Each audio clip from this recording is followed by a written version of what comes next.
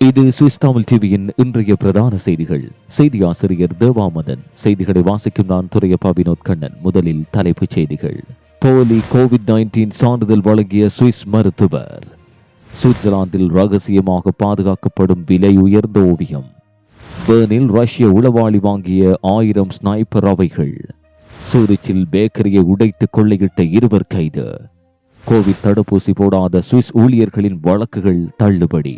தொடர்பென விரிவான செய்திகள்.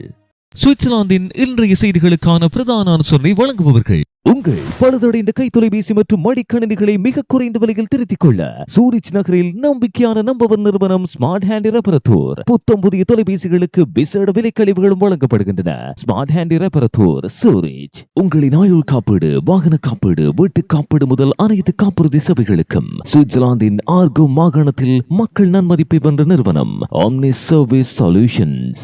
குறைந்த வட்டி வீதத்தில் வீட்டுக் கடன்கள் மற்றும் நிதி தேவைகளுக்கான தனிநபர் கடன்களை பெற்றுக்கொள்ள நம்பிக்கையான பங்காளி கிரெடிட் பார்ட்னர் GmbH. 2,50,000 பிராங்குகள் வரை தனிநபர் கடன்கள்.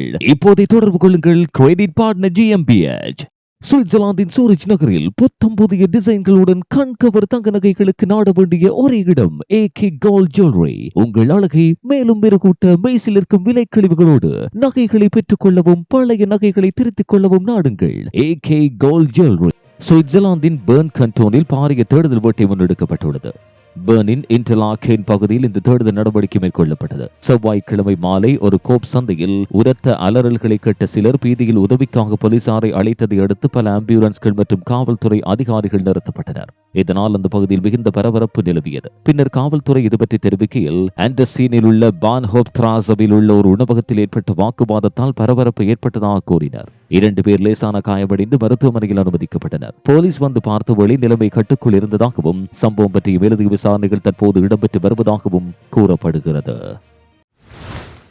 நூற்றுக்கணக்கான செல்போன்களை இத்தாலிக்கு கடத்த முயன்ற நபரை சுவிஸ் போலீசார் கைது செய்தனர். சுவிட்சர்லாந்தின் நபர் ஒருவர் சூரிச்சிலிருந்து மிலான் நகருக்கு ரயிலில் பயணித்தார். அவர் வைத்திருந்த சூட்கேஸில் தனித்தனியாக படலத்தில் சுற்றப்பட்ட நூற்றுக்கணக்கான செல்போன்களை சுவிஸ் போலீசார் கண்டுபிடித்தனர். அவற்றில் 71 ஐபோன்கள் மற்றும் 29 சாம்சங் சாதனங்கள் அடங்கும். பின்னர் அவர் சியாசோ போலீசாரால் கைது செய்யப்பட்டார். முதற்கட்ட விசாரணையில் சந்தேக நபர் 40 வயதுடையவர் என்றும் அவர் ருமேனியாவைச் சேர்ந்தவர் என்றும் தெரிய வந்தது. சூரிச்சின் ஸ்ட்ரீட் பரேட் இசை விழாவின் போது இந்த செல்போன்கள் அனைத்தும் திருடப்பட்டதாக நம்பப்படுகிறது. மேலும் அவற்றை உரிமையாளர்களிடம் ஒப்படைக்க முயற்சிகள் மேற்கொள்ளப்பட்டு வருவதாக தகவல்கள் தெரிவிக்கின்றன. சமீபத்திய மாதங்களில் பிரித்தானியா உட்பட ஐரோப்பா முழுவதும் செல்போன் திருட்டு அதிகரித்துள்ள நிலையில் தற்போது சுவிஸில் இந்த நபர் பிடிபட்டார். லண்டனில் ஒவ்வொரு 6 நிமிடத்துக்கும் ஒரு மொபைல் போன் திருடப்படுவதாக புள்ளி விவரங்கள் தெரிவிக்கின்றன. கடந்த ஆண்டில் மாத்திரம் தலைநகரில் 52,000 சாதனங்கள் திருடப்பட்டுள்ளதாகவும் கூறப்படுகிறது. சுவிட்சர்லாந்திலிருந்து பல உணவுகளை உற்பத்தி செய்யும் நிறுவனம் ஒன்று தனது உற்பத்தியானது இனி சுவிஸில் மேற்கொள்ளப்படுவதில்லை என அறிவித்துள்ளது.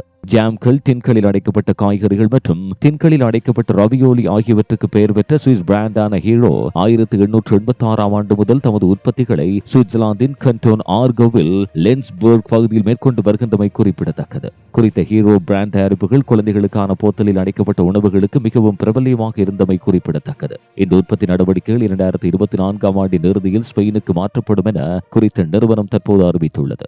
இது சுவிட்சர்லாந்தில் பிரபலமாக இருந்த மற்றொரு தயாரிப்பின் முக்கிய இழப்பாக பார்க்கப்படுகிறது. ஏற்கனவே சுவிஸில் பிரபல்யமாக இருந்த டோப்லரோன் சாக்லேட் உற்பத்திகள் ஸ்லோவாக்கியா நாட்டுக்கு மாற்றப்பட்டிருந்தமையும் குறிப்பிடத்தக்கது. சென்ட் காலன் கண்டோனில் ஒரு மருத்துவர் அங்கீகாரம் இல்லாமல் 409 கோவிட்-19 மீட்பு சான்றிதழ்களை வழங்கியதாக குற்றம் சாட்டப்பட்டுள்ளது.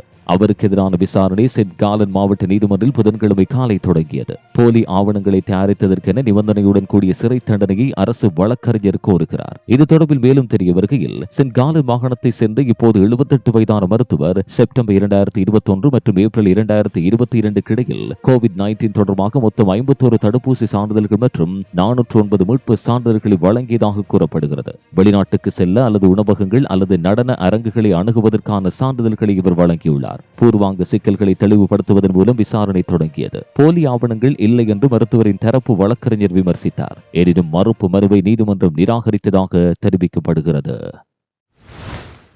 பிரபல அமெரிக்க சாண்ட்விச் சங்கிலியான சப்வே சுவிட்சர்லாந்தில் ஒரு பெரிய விரிவாக்கத்தை திட்டமிடுகிறது. அடுத்த 7 ஆண்டுகளில் அவர்கள் சுவிட்சர்லாந்து மற்றும் லிச்சென்ஸ்டைனில் 70க்கும் மேற்பட்ட புதிய துரித உணவகங்களை திறக்க திட்டமிட்டுள்ளனர். இது அவர்களின் தற்போதைய இருப்பை இரட்டிப்பாக்குகிறது. இந்த நாடுகளில் உள்ள அனைத்து சப்வே இடங்களையும் நிர்வகித்து மேம்படுத்தும் கன்வீனியன்ஸ் ஹவுஸ் வாய்ஸ் ஏஜி இன்று புதன்கிழமை அன்று குறித்த செய்தி அறிவித்தது. நிறுவனத்தின் தலைமை நிர்வாக அதிகாரி செபாஸ்டியன் பேக்கரின் கூற்றுப்படி சப்வே அர்ப்பணிப்புள்ள உரிமையாளர்கள் மற்றும் விசுவாசமான வாடிக்கையாளர்களுடன் நன்கு அறியப்பட்ட உலகளாவிய பிராண்ட் ஆகும். சப்வே நிலையத்தை வலுப்படுத்துவதும் பிராந்தியத்தில் பிராண்டை புதிய உயரத்துக்கு உயர்த்துவதும் எமது இலக்காகும் என்றார். செவ்வாய்க்கிழமை பிற்பகல் சூரிச் ஏரியில் நீராட சென்ற ஒருவர் உயிரிழந்தார். 84 வயதான அவர் கண்டோன் ஸ்வாய்ஸில் உள்ள ஆல்டன் டோஃபுக்கு அருகே உள்ள ஏரியில் நீராட சென்றுள்ளார். பின்னர் அவரை காணவில்லை. உடனடியாக தேடுதல் தொடங்கப்பட்டதாக ஸ்வாய்ஸ் கண்டோனல் போலீசார் புதனன்று அறிவித்தனர். ஏரி மீட்பு சேவையானது காணாமல் போன நபரை 3 மீட்டருக்கும் அதிகமான ஆழத்தில் விரைவாக கண்டுபிடிக்க முடிந்தது. இதையடுத்து போலீசார் அந்த நபரை மீட்டனர். அவசரகால சேவைகள் ஓய்வூதியதாரரை உயிர்ப்பிக்க முயற்சித்தன. எனினும் அந்த நபர் சம்பவ இடத்திலேயே உயிரிழந்ததாக செய்திக்குறிப்பில் கூறப்பட்டுள்ளது. சிறிய விளம்பர இடைவெளியின் பின்னர் செய்திகள் தொடரும். சூரிச் நகரில் யோகி மாஸ்டரின் ஸ்டார் இன்ஸ்டிடியூட்டின் நஹ்ஹில்ஃப வகுப்புகள் 1 முதல் 9ஆம் வகுப்பு வரையான பிரைமார், செகண்டார் மற்றும் மெட்டல் ஷூலர். இன்றே தொடர்பு கொள்ளுங்கள். சுவிட்சர்லாந்திலிருந்து இலங்கையின் எந்த பாகத்திற்கும் உங்கள் உறவுகளுக்கு பொதிகள் அனுப்ப வேண்டுமா? அப்படியாயின் நம்பிக்கையானதும் விரிவானதுமான சேவைக்கு ஏரோ கொரியரை நாடுங்கள். உங்கள் உறவு எங்களால் இணைகிறது. சேகர் சுவிஸ் பதிப்பகத்தின் மாபெரும் கோடைக்கால சலுகை. எம்மிடம் மேற்கொள்ளப்படும் அச்சு வேலைகள் அனைத்திற்கும் வடிவமைப்பு கட்டணங்கள் முற்றிலும் இலவசம். இப்போதை தொடர்பு கொள்ளுங்கள். அச்சுத்துறையின் முன்னோடி சேகர் சுவிஸ் பதிப்பகம். 30 ஆண்டுகளுக்கு மேலாக சுவிட்சர்லாந்தின் சூரிச் நகரில் மிக குறைந்த வட்டி வீதத்தில் நம்பிக்கையான கடன் வழங்குனர் மற்றும் தவணை அடிப்படையில் விமான டிக்கெட்டுகளை பெற்றுக்கொள்ள இன்றைய நாடுங்கள் வேளாவரதனின் விஜி பினான்ஸ்.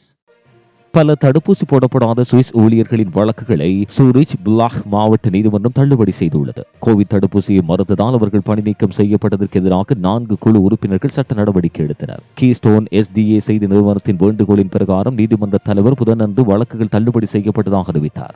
நவம்பர் இறுதி வரை நியாயமான தீர்ப்புகள் அனுப்பப்படும் என்று எதிர்பார்க்கப்படவில்லை. அதனால் எடுக்கப்பட்ட முடிவுகள் குறித்து இதுவரை எந்த தகவலும் இல்லை. 2021ஆம் ஆண்டின் இறுதியில் சுவிஸ் கட்டாய தடுப்பூசி அறிமுகப்படுத்தியதால் இந்த ஊழியர்கள் தடுப்பூசி போட மறுத்ததால் சுமார் 150 பணியாளர்கள் பணி நீக்கம் செய்யப்பட்டனர். ஊழியர்கள் மற்ற நாடுகளுக்கு செல்ல வேண்டியிருக்கும் என்று கூறி விமான நிறுவனம் பணி நீக்கங்களை நியாயப்படுத்துகிறது. சில நிபந்தனைகளின் கீழ் கூட்டு வேலைவாய்ப்பு ஒப்பந்தத்தில் கட்டாய தடுப்பூசி வழங்கப்பட்டது. ஏப்ரல் மாத இறுதியில் நடந்த விசாரணையில் சர்ச்சைக்குரிய விடயம் என்னவென்றால் இந்த நிபந்தனைகள் கோவிட்டுக்கு பொருத்தமா என்பதுதான் ஆகும். எவ்வாறாயினும் தடுப்பூசி மூலம் தொற்று நோயை தடுக்க முடியாது என்று மறுபக்கம் சுட்டிக்காட்டியது. 97% குழுவினருக்கும் எப்படியும் தடுப்பூசி போடப்பட்டதாக மருதாரர்களின் வழக்கறிஞர் குறிப்பிட்டார். லுஃப்தான்சா மற்றும் பிற விமான நிறுவனங்கள் கட்டாய தேவையை அறிமுகப்படுத்தவில்லை. எனினும் இவ்வாறான சந்தர்ப்பத்தில் பணி நீக்கம் செய்யப்பட்ட ஊழியர்களுக்காக தலா 6 மாத ஊதியம் வழங்க வேண்டும் என்று வழக்கறிஞர் கோரினார். எனினும் இந்த வழக்கு தொடர்பாக இறுதி தீர்ப்புகள் இன்னும் வெளியாகவில்லை. லுகானோவிற்கு அருகில் உள்ள பெட்டானோவில் அமைந்துள்ள ஜெர்மன் வாகன நிறுவனமான முபியாவின் டிசினோக்களை மூடப்படும் அபாயத்தை எதிர்கொள்வதாக அறிவிக்கப்பட்டுள்ளது. இதனால் 78 பேர் வேலை இழக்க நேரிடும். மூடல் நடந்தால் நிறுவனம் அக்டோபரில் பணி நீக்கங்களை அறிவிக்கும் என எதிர்பார்க்கப்படுகிறது. மேலும் உற்பத்தி 2025 வசந்த காலத்தில் முடிவடையும். செப்டம்பர் 17 வரை கலந்தாய்வு காலம் தற்போது நடந்து வருகிறது. ஆலையின் எதிர்காலம் குறித்து செப்டம்பர் இறுதிக்குள் இறுதி முடிவு எடுக்கப்படும். வாகன உதிரி பாகங்களோடு ஐரோப்பாவிற்கு சேவை செய்யும் பெட்டானோ ஆலை பணவீக்கம், அதிகரித்து வரும் எரிசக்தி செலவுகள் மற்றும் மின்சார கார் சந்தையில் ஏற்படும் மாற்றங்கள் காரணமாக போராடுகிறது. முபியா அதன் அனைத்து அதிகரித்த உற்பத்தி செலவுகளையும் வாடிக்கையாளர்களுக்கு வழங்க முடியவில்லை. உலகளவில் வாகன மற்றும் விமான தொழில்களில் இயங்கி 17,000 பேர் பணிபுரியும் முபியா சமீபத்தில் ஜெர்மனி மற்றும் ஹங்கேரியில் உள்ள ராக் இன்டர்நேஷனல் நிறுவனத்திடமிருந்து ஏரோ ஸ்ட்ரக்சர்ஸ் பிரிவை வாங்கியிருந்தமை குறிப்பிடத்தக்கது. உலகில் மிகவும் விலை உயர்ந்ததாக கருதப்படும் ஓவியம் ஒன்று சுவிட்சர்லாந்தில் ரகசியமாக பாதுகாக்கப்பட்டு வருவதாக கூறப்படுகிறது. பிரபல ஓவியர் லியோனார்டோ டாவின்சியின் சால்வெட்ட முன்டி என்ற இந்த ஓவியம் பற்றி கடந்த 2017ஆம் ஆண்டு முதல் எந்தவித தகவல்களும் வெளியிடப்படவில்லை. இது குறித்த ஆண்டில் கொள்வனவு செய்யப்பட்டிருந்தது. எவ்வாறாயினும் இந்த ஓவியம் ஜெனீவாவில் அமைந்துள்ள பேர் குறிப்பிடப்படாத ஒரு இடத்தில் ரகசியமாக பாதுகாக்கப்படுவதாக தெரிவிக்கப்படுகிறது. இந்த ஓவியம் சுமார் 1500 ஆண்டுகள் பழமையானது என கூறப்படுகிறது. இந்த ஓவியத்தின் பெறுமதி சுமார் 384 மில்லியன் சுவிஸ் பிராங்குகள் என மதிப்பிடப்படுகிறது. இந்த ஓவியத்தை சவுதி முடிக்குரிய இளவரசர் முகமது பின் சல்மான் கொள்வனவு செய்துள்ளதாக தெரிவிக்கப்படுகிறது. எனினும் இந்த தகவல் அதிகாரப்பூர்வமாக உறுதிப்படுத்தப்படவில்லை. BBC சர்வதேச ஊடகம் இது தொடர்பிலான தகவல்களை வெளியிட்டது. இந்த ஓவியம் 2019ஆம் ஆண்டு பாரிஸ் கண்காட்சியில் வைக்க திட்டமிடப்பட்ட போதிலும் இறுதி நேரத்தில் அந்த திட்டம் கைவிடப்பட்டுள்ளது. கடந்த 7 ஆண்டுகளாக சுவிட்சர்லாந்தில் இந்த லியனார்டோ டா வின்சியின் சால்வட்டம் முன்டி என்ற ஓவியம் களஞ்சியப்படுத்தப்பட்டுள்ளது. பாரிஸில் அமைந்துள்ள லோவ்ரே அருங்காட்சியகத்தை போன்ற ஒன்றை சவுதி அரேபியாவின் ரியாத்தில் உருவாக்குவதற்கு முடிக்குரிய இளவரசர் திட்டமிட்டுள்ளதாக கூறப்படுகிறது. டா வின்சியின் பிரபல்யமான மோனாலிசா ஓவியத்தை பார்ப்பதற்கென லோவ்ரே அருங்காட்சியகத்திற்கு பெரும் எண்ணிக்கையிலான மக்கள் படையெடுக்கின்றனர். அதே விதமாக ரியாத்திலும் டா வின்சியின் ஓவியத்தை காட்சிப்படுத்த மக்களை கவர திட்டமிடப்பட்டுள்ளது. இதேவேளை இந்த ஓவியம் கடந்த 2005ஆம் ஆண்டில் அமெரிக்காவில் வைத்து $1175 கொள்வனவு செய்யப்பட்டதாக சில தகவல்கள் தெரிவிக்கின்றன. ரஷ்ய உளவாளி ஒருவர் சுவிட்சர்லாந்தில் அதிநவீன துல்லியமாக குறிபார்த்து சுடக்கூடிய 1000க்கு மேற்பட்ட ரவைகளை வாங்கியுள்ளார் என்ற அதிர்ச்சி தகவல் வெளியாகியுள்ளது. இந்த ரவைகள் உள்ளூர் ஆயுத வியாபாரி ஒருவரால் பேர்னில் உள்ள பார்க்கிங் கராஜில் நடந்த சந்திப்புகளின் போது அந்த உளவாளியிடம் ஒப்படைக்கப்பட்டுள்ளன. வாங்கப்பட்ட துப்பாக்கி ரவைகள் தொலைவில் இருந்து குறிபார்த்து சுடக்கூடிய ஸ்னைப்பர் துப்பாக்கிகளுக்கு பயன்படுத்தப்படுகின்றவையாகும். எனினும் சுவிட்சர்லாந்தில் திட்டமிடப்பட்ட தாக்குதல்களுக்கான எந்த ஆதாரமும் இல்லை என்று கூறப்படுகிறது.